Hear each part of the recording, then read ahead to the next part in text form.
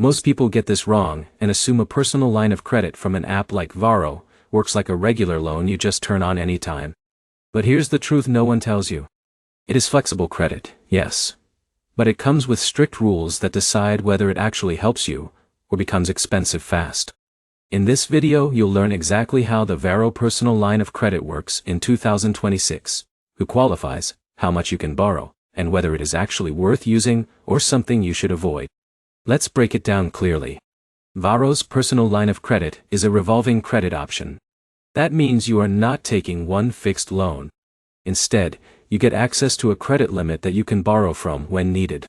So if you're someone like Alex who has a sudden emergency expense, you can draw from that limit instead of applying for a new loan every time. Now here's where it gets interesting. Your approval and credit limit are not guaranteed. Varo looks at your banking history, direct deposits, and overall account activity. So users with consistent income have a much higher chance of getting approved compared to someone with irregular deposits. But here's the problem.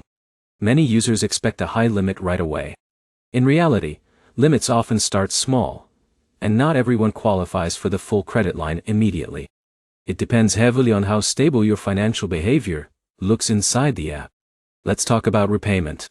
This is one of the most important parts. When you borrow from your line of credit, you are charged interest, and you must repay it over time. Unlike cash advance apps that may be interest-free for short periods, this is a real credit product.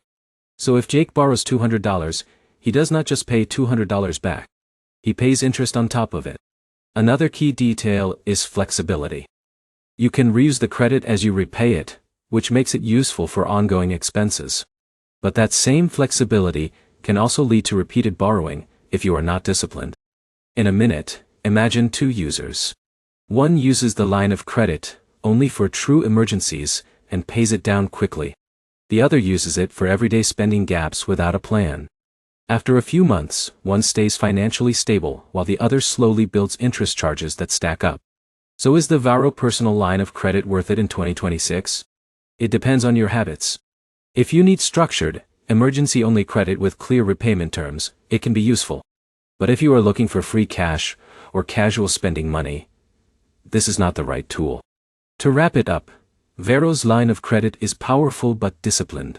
It rewards responsible use and penalizes repeated borrowing with interest costs. It is a financial tool, not extra income.